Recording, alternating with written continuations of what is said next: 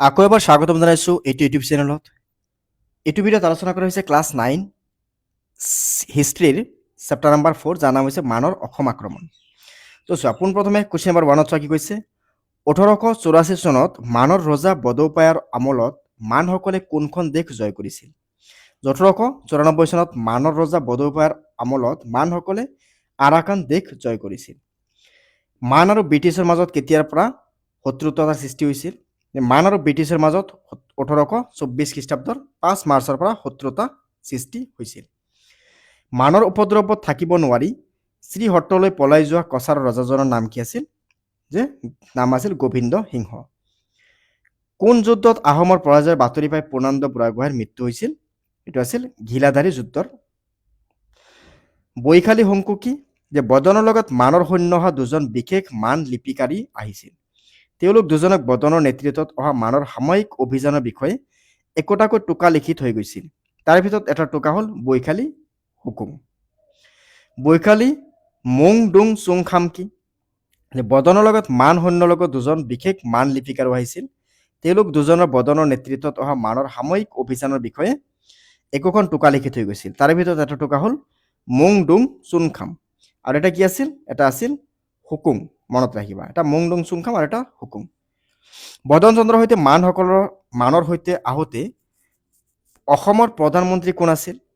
অসমৰ প্ৰধানমন্ত্ৰী বা ৰজা আছিল পূৰ্ণানন্দ বুঢ়াগোহাঁই। বদন চন্দ্ৰই কিমান মান সৈন্য লগত আনিছিল?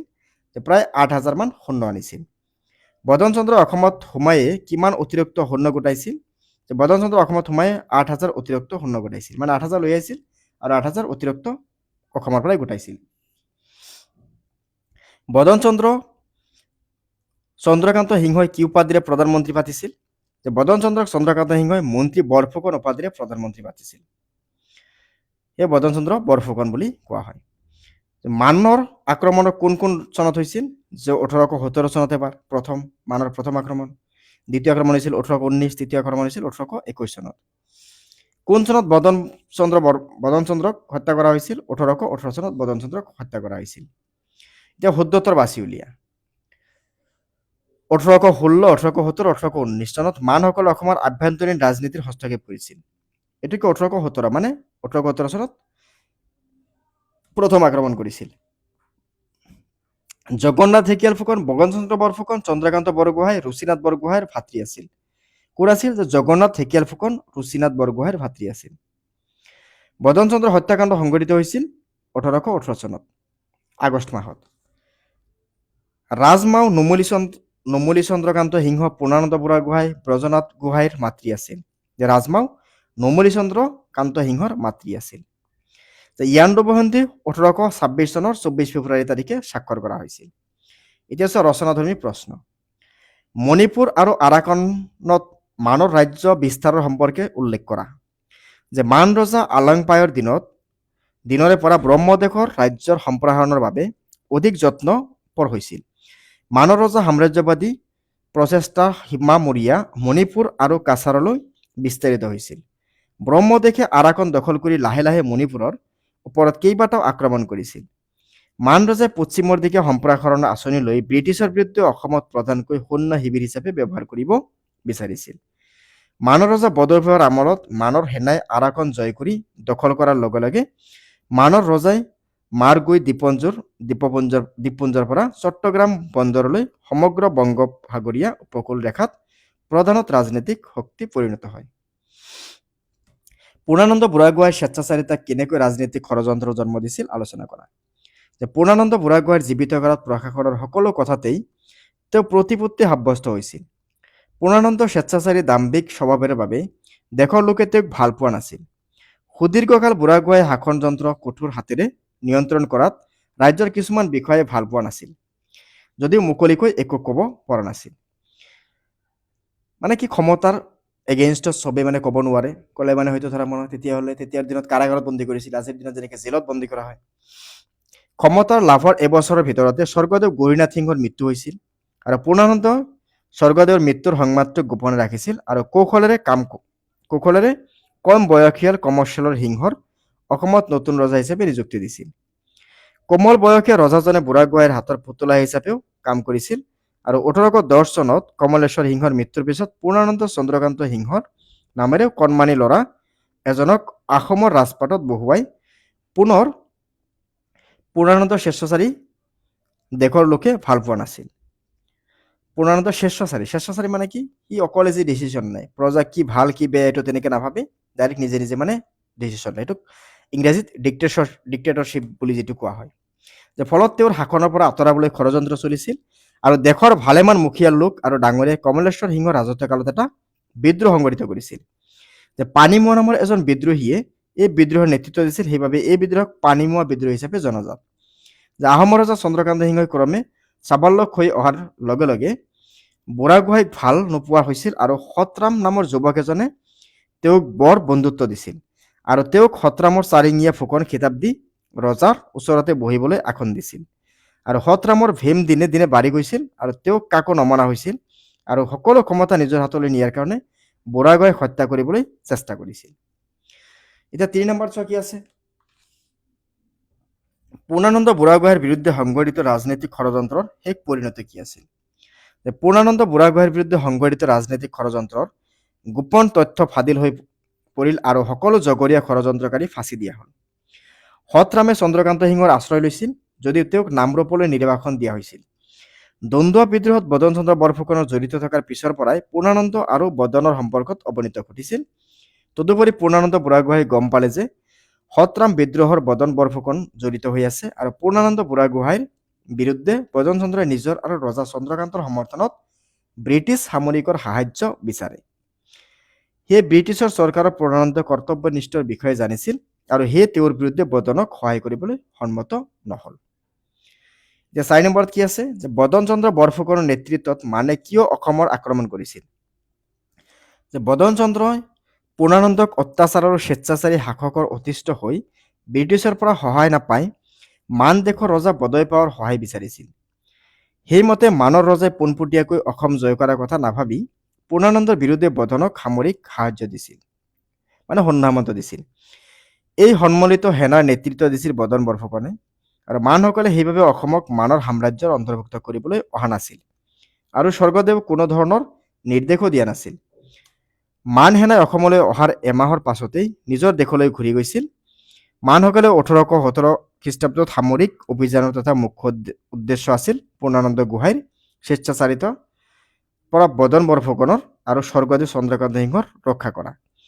সেইবাবে বদন চন্দ্ৰ বৰফুকনক নেতৃত্ব মানে অসম আক্ৰমণ কৰিছিল। বদন চন্দ্ৰ বৰফুকনৰ নেতৃত্বত অসমত মানৰ ৰাজনৈতিক হস্তক্ষেপৰ সম্পৰ্কে চমুকৈ আলোচনা কৰা। যে বদন বৰফুকনে বৰদৈপাৰ সহায় লৈ 8,000 মান সৈন্য আৰু বাটত মানৰ কৰতলীয়া ৰজা কেইজনমানৰ পৰা 8,000 মুঠ 16,000 সৈন্যলৈ পাটকাই পথেদি অসম সোমাল। মানৰ আক্ৰমণ ৰোধ কৰিবলৈ পূৰ্ণানন্দ বুঢ়াগোহাঁয়ে দামান গগৈ আৰু হাও বৰাৰ নেতৃত্বত এটা সৈন্য বাহিনী প্ৰেৰণ কৰিছিল। কিন্তু বদনৰ নেতৃত্বত অহা মান সেনাৰ হাতত তেওঁলোকে ঘিলাদাৰীৰ যুদ্ধ পৰাজিত হয় আৰু ঘিলাদাৰীৰ পূৰ্ণানন্দ পঠিয়া সেনাবাহিনীৰ পৰাজয়ৰ বাতৰি পাই তেওঁ মৃত্যুমুখত পৰে আৰু তেওঁৰ পুত্ৰ ৰুচিনাথ বুঢ়াগোহাঁইৰ পদত অধিষ্ঠিত কৰা হয়। ৰুচিনাথৰ গাত দেউতাকৰ গুণ নাছিল আৰু এই চৰম বিপৰ্যয়ৰ দিনত আহোম নেতৃত্ব দিব পৰা আন কোনো বিষয় নাছিল। মানসকলক ভেটা দিবলৈ তেওঁ ঠিক কৰা হ'ল সৈন্যৰ যোগাৰ কৰি দিহিঙীয়াৰ পূৰ্বৰ কঁঠালবাৰীত তেওঁৰ মানৰ লগত যুঁজ দিয়ে আৰু এইবোৰে পৰাজিত হয়। যে মানসকলে যোৰহাট অধিকাৰ কৰিলে আৰু বদনে যথাবিহিতভাৱে নিজকে বৰফুকন বুলি ঘোষণা কৰিলে। নামত চন্দ্ৰকান্ত ৰজা থাকিল। এইবাৰ সকলো ক্ষমতা বদনে নিজৰ হাতলৈ নিলে আৰু নমলীয়ে ৰাজমায়ো বিস্তাৰ কৰি আয়োজন কৰিলে ৰাজধানী বদনক আদৰিছে। মানে নমলী ৰাজমাৱে বিস্তাৰ আয়োজন কৰি ৰাজধানীত বদনক আদৰিছে। মানে বদন চন্দ্ৰ বৰফুকনে আচলতে মেইন ৰজা বুলি ক'ব পাৰা, কিন্তু নামতে বেলেগক ৰজা বনাই ৰাখি দিছে। ঠিক আছে, এতিয়া এইটো কথাটো হ'ল যে এতিয়া ই কিয় ৰজা নহয়, মানে এইটো আগতে নিয়ম আছিল যে ৰজাৰ পৰিয়ালৰ মানুহে ৰজা হ'ব। তো সেয়ে বদন চন্দ্ৰ বৰফুকন নিজে ৰজা নহয়, ৰজা ঘৰৰ পৰাই কোনোবাক বনাই দিলে, কিন্তু নিজে মেইন কামখিনি নিজে কৰিলে। নেক্সট কি চোৱা, যে এতিয়া আছে যে মানসকলে অতি কম সময়তে আহোম ৰাজ্যত আছিল আৰু মানে চন্দ্ৰকান্তক ৰজা ৰাখিলে আৰু বদন চন্দ্ৰ তেতিয়া মান সেনাক অনেক ধন সোণ আৰু অন্যান্য উপটোকন আগবঢ়াই মান ৰজালৈ থেমো আইদেউক উপহাৰ হিচাপে পঠালে। অ'কে, 6 নম্বৰ প্ৰশ্নত কি আছে? মানৰ অসম আক্ৰমণৰ কাৰণসমূহ আলোচনা কৰা। 1 নম্বৰ লিখিবা পূৰ্ণানন্দ বুঢ়াগোহাঁইৰ প্ৰাধান্য। যে পূৰ্ণানন্দ বুঢ়াগোহাঁইৰ জীৱিত কালত প্ৰশাসন সকলো কথাতে তেওঁ প্ৰতিপত্ত সাব্যস্ত হৈছিল। পূৰ্ণানন্দৰ স্বেচ্ছাচাৰী দাম্ভিক স্বভাৱৰ বাবে তেওঁৰ দেশৰ লোকে তেওঁক ভাল পোৱা নাছিল। সুদীৰ্ঘকাল বুঢ়াগোহাঁইয়ে শাসন কাৰ্য কঠোৰ হাতেৰে নিয়ন্ত্ৰণ কৰাত ৰাজ্যৰ কিছুমান বিষয়ে ভাল পোৱা নাছিল। ক্ষমতা লাভৰ এবছৰৰ ভিতৰতে স্বৰ্গদেউ গৌৰীনাথ সিংহৰ মৃত্যু হৈছিল আৰু পূৰ্ণানন্দই স্বৰ্গদেৱৰ মৃত্যুৰ সংবাদটো গোপনে ৰাখিছিল আৰু কৌশলেৰে কম বয়সীয়াল কমলেশ সিংহৰ অসমক নতুন ৰজা হিচাপে নিযুক্তি দিছিল। কোমল বয়সীয়া ৰজাজনে বুঢ়াগোহাঁইৰ হাতৰ পুতলা হিচাপে কাম কৰিছিল আৰু 1810 চনত কমলেশ্বৰ সিংহৰ মৃত্যুৰ পিছত পূৰ্ণানন্দই চক্ৰকান্ত সিংহ নামেৰে কণমানি ল'ৰা এজনক আহোম ৰাজপাটত বহুৱায় আৰু পূৰ্ণানন্দৰ স্বেচ্ছাচাৰী শাসনৰ দেশৰ লোকে ভাল পোৱা নাছিল। ফলত তেওঁক শাসনৰ পৰা আঁতৰাবলৈ ষড়যন্ত্ৰ চলিছিল আৰু দেশৰ ভালেমান মুখীয়াল লোক আৰু ডাঙৰীয়া কমলেশ্বৰ সিংহৰ ৰাজত্ব কালত এটা বিদ্ৰোহ সংগঠিত কৰিছিল। পানীমোৱা নামৰ এজন বিদ্ৰোহীয়ে এই বিদ্ৰোহৰ নেতৃত্ব দিছিল আৰু বিদ্ৰোহৰ কঠোৰ হাতেৰে দমন কৰা হৈছিল। এইখিনি দেখিবা হৈ যাব। 2 নম্বৰ দিব পাৰা বদন বৰফুকন আৰু পূৰ্ণানন্দৰ বিৰোধ। মানে এতিয়া দুজনৰ ভিতৰত কোনে চলাব দেশখন সেইটোৰ কাৰণে অকণমান যুঁজ লাগিছিল। যে দ্বন্দ্বদ্ৰোহত বদন চন্দ্ৰ বৰফুকন জড়িত থকাৰ সন্দেহৰ পিছত পূৰ্ণানন্দ আৰু বদন সম্পৰ্কে অৱনতি ঘটিছিল। তদুপৰি পূৰ্ণানন্দ বুঢ়াগোহাঁয়ে গম পালে যে সৎৰামৰ বিদ্ৰোহৰ বদন বৰফুকন জড়িত হৈ আছে। পিছত পূৰ্ণানন্দ বুঢ়াগোহাঁইৰ পুতেক উৰেখানাথে বদনৰ জীয়ৰী পিজু ঘাবৰীক বিয়া কৰোৱাৰ বদন পূৰ্ণানন্দৰ মাজৰ সম্পৰ্ক উন্নতি ঘটে, মানে ভাল সম্পৰ্ক হয়। কিন্তু ধনলোভী বদনে কামাখ্যা হাজো আদি মন্দিৰৰ সোণৰূপৰ আত্মসাৎ কৰিছিল বুলি জনা যায়। ইয়াৰ উপৰি বদনে গুৱাহাটীৰ প্ৰজাবৰ্গৰ ওচৰত কৰা অত্যাচাৰৰ ফলত সাধাৰণ লোক জীৱৰ দুৰ্বিষ হৈ পৰিছিল আৰু বুঢ়াগোহাঁইয়ে স্বাস্থ্য হানিকৰৰ কানিৰ প্ৰচলন বন্ধ কৰিবলৈ নিৰ্দেশ দিছিল।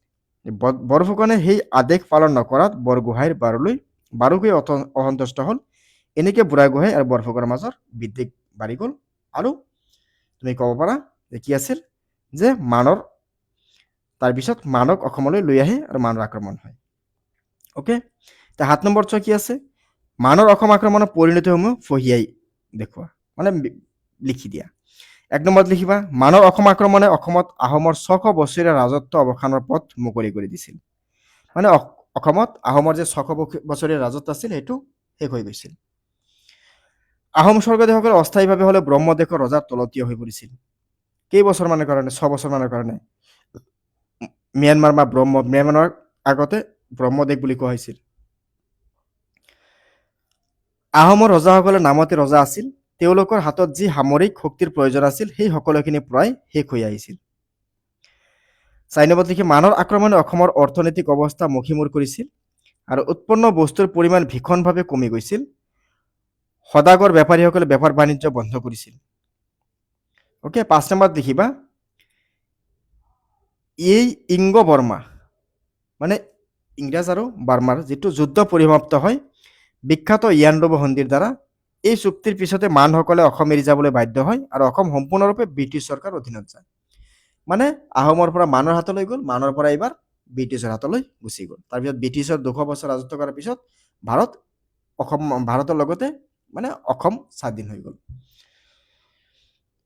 কোনটো বিদ্ৰোহীক পানীমোৱা বিদ্ৰোহ বুলি কোৱা হয়?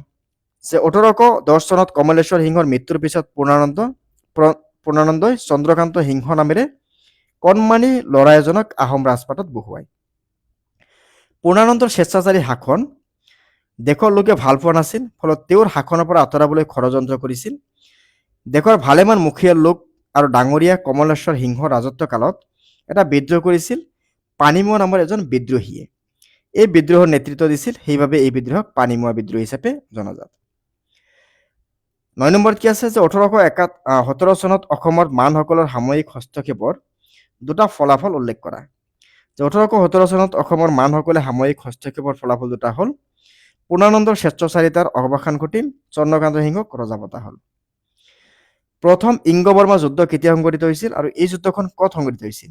প্ৰথম ইংগ বৰ্মা যুদ্ধ 1824 চনৰ 5 মাৰ্চত সংঘটিত হৈছিল। এই যুদ্ধখন ব্ৰহ্মদেশত সংঘটিত হৈছিল। ইয়াণ্ডাবু সন্ধিৰ উল্লেখযোগ্য ফলাফলসমূহ উল্লেখ কৰা। যে ইয়াণ্ডাবু সন্ধি স্বাক্ষৰিত হৈছিল 1826 চনৰ 24 ফেব্ৰুৱাৰীত। ইংৰাজৰ কোম্পানীৰ চৰকাৰ আৰু ব্ৰহ্মদেশৰ ৰজাৰ মাজত এই সন্ধিৰ ফলত ইংগ বৰ্মা সংঘৰ্ষৰ অন্ত পৰিল। এই চুক্তিৰ পিছত মানসকলে অসম এৰিবলৈ বাধ্য হয় আৰু অসম সম্পূৰ্ণৰূপে ব্ৰিটিছ চৰকাৰৰ হাতলৈ যায়। এই সন্ধিৰ দ্বিতীয় অনুচ্ছেদ অনুযায়ী আভা ৰজাই ওচৰৰ চুবুৰীয়াৰ ওপৰত সকলো দাবী ত্যাগ কৰে, লগতে ভৱিষ্যতলৈ সেইবোৰ কোনো হস্তক্ষেপ নকৰিবলৈ প্ৰতিজ্ঞাবদ্ধ হয়। এইবোৰ আছিল ইয়াণ্ডাবু সন্ধিৰ উল্লেখযোগ্য ফলাফল। ইয়াণ্ডাবু সন্ধিৰ গুৰুত্ব সম্পৰ্কে লিখা যে অসমৰ সকলো সমগ্ৰ উত্তৰ পূৰ্ব অঞ্চলৰ বাবে ইয়াণ্ডাবু সন্ধি আছিল অতি গুৰুত্বপূৰ্ণ ৰাজনৈতিক সিদ্ধান্তৰ সন্ধি। এই সন্ধিয়ে অসমৰ বুৰঞ্জীৰ ধাৰা সলনি কৰিছিল। এই সন্ধিৰ চৰ্তসমূহ ব্ৰিটিছৰ অনুকূলে গৈছিল। মানৰ ৰাজত্বৰ ওৰ পেলাই ব্ৰিটিছে ইষ্ট ইণ্ডিয়া কোম্পানীৰ শাসনভাৰ গ্ৰহণ কৰে। উল্লেখযোগ্য যে এই সন্ধিৰ আগৰে পৰাই মানসকলে বিতাড়িত কৰাৰ অজুহাতত ব্ৰহ্মপুত্ৰ উপত্যকাত ব্ৰিটিছ নিজৰ প্ৰভাৱ বিস্তাৰ কৰিছিল। এতিয়া চোৱা নেক্সট চমু টোকা বডৌপায়া। বডৌপায়া আছিল ব্ৰহ্মদেশৰ ৰজা। বডৌপায়াৰ আমলত মান সেনাই আৰাকন জয় কৰি দখল কৰাৰ লগতে মান ৰজাই মাৰ্গু দ্বীপপুঞ্জৰ পৰা চট্টগ্ৰাম বন্দৰলৈ সমগ্ৰ বংগোপ উপকূলীয় ৰেখাৰ প্ৰধান ৰাজনৈতিক শক্তি পৰিণত হয়। গাম্ভীৰ সিং যে গাম্ভীৰ সিং আছিল মণিপুৰৰ ৰজা। গাম্ভীৰ সিং যে গাম্ভীৰ বিন আছিল মণিপুৰৰ ৰজা। গাম্ভীৰ সিঙৰ আক্ৰমণত তিষ্ঠিব নোৱাৰি কাছাৰৰ ৰজা গোবিন্দ সিংহ ইংৰাজৰ শৰণপন্ন হৈছিল, মানে ইংৰাজৰ তলতীয়া হৈ গৈছিল। গোবিন্দ চন্দ্ৰ কাছাৰ ৰজা আছিল। তেওঁক মণিপুৰৰ ৰজা গাম্ভীৰ্য সিংহৰ আক্ৰমণত তিষ্ঠিব নোৱাৰি ইংৰাজ শৰণাপন্ন হৈছিল। দামানা গগৈ মানৰ আক্ৰমণ ৰোধ কৰিবলৈ পূৰ্ণানন্দ বুঢ়াগোহাঁয়ে পঠোৱা আহোম সেনাপতিৰ এই ঘিলাধাৰীলৈ যুদ্ধৰ মুখ্য সেনাপতিসকলৰ মাজত এজন আছিল। হাও বৰা যে ঘিলাধাৰী যুদ্ধৰ এজন আহোম সেনাপতি আছিল, যাক পূৰ্ণানন্দ বুঢ়াগোহাঁয়ে ঘিলাধাৰী যুদ্ধৰ বাবে মুখ্য সেনাপতি হিচাপে নিয়োগ কৰিছিল। ঘিলাধাৰী যুদ্ধ যে মানৰ আক্ৰমণ ৰোধ কৰিবলৈ পূৰ্ণানন্দ বুঢ়াগোহাঁয়ে দামনা গগৈ আৰু হাও বৰাৰ নেতৃত্বত এটি সৈন্য বাহিনী প্ৰেৰণ কৰিছিল। কিন্তু বদনৰ নেতৃত্বত এটা সৈন্য বাহিনী প্ৰেৰণ কৰিছিল। কিন্তু বদনৰ নেতৃত্বত অহা মান সেনাৰ হাতত তেওঁলোকে ঘিলাধাৰী যুদ্ধ পৰাজিত হয়। ঘিলাধাৰীত পূৰ্ণানন্দই পঠিওৱা সেনা বাহিনী পৰাজয় পাই পূৰ্ণানন্দ বুঢ়াগোহাঁইৰ মৃত্যুৰ মুখত পৰে। ব্ৰজনাথ সিংহ ৰজা ৰাজেশ্বৰ সিংহৰ নাতি আৰু পূৰ্ণানন্দ সিংহৰ দেউতাক আছিল। পুৰন্দৰ সিংহ ব্ৰজনাথ সিংহৰ পুত্ৰ আছিল পূৰ্ণানন্দ সিংহ। ব্ৰজনাথ সিংহৰ অংগক্ষত হোৱাৰ বাবে পুতেকৰ পূৰ্ণানন্দক ৰজা পঠাইছিল। মানে সেইটো সময়ত এটা নিয়ম কি আছিল যে ৰজাৰ গাত কোনো খুঁত থাকিব নোৱাৰিব। যদি অকণমান খুঁত থাকে তেতিয়াহ'লে সি ৰজা হ'ব নোৱাৰিব। সেয়ে ব্ৰজনাথ সিংহৰ অকণমান গাত খুঁত থকাৰ বাবে তেওঁৰ পুত্ৰ পূৰন্দৰ সিংহ সেইটো সময়ত ৰজা আছিল। লুকুডেকা ফুকন যে চন্দ্ৰকান্ত সিংহ লুকুডেকা ফুকনৰ নেতৃত্বত ৰুচিনাথৰ বিৰুদ্ধে এটা সৈন্য বাহিনী প্ৰেৰণ কৰি নিজে ৰংপুৰলৈ আঁতৰি গৈছিল। লুকু ফুকন চন্দ্ৰকান্ত সিংহৰ পঠোৱা সেনাবাহিনীটোৰ সেনাপতি আছিল আৰু চন্দ্ৰকান্ত সিংহই প্ৰেৰণ কৰা উক্ত সেনাবাহিনীটোৰ ৰুচিনাথৰ হাতত পৰাভূত হোৱাৰ লগতে সেনাপতি লুকুডেকা ফুকনৰ ৰণত নিহত হয়।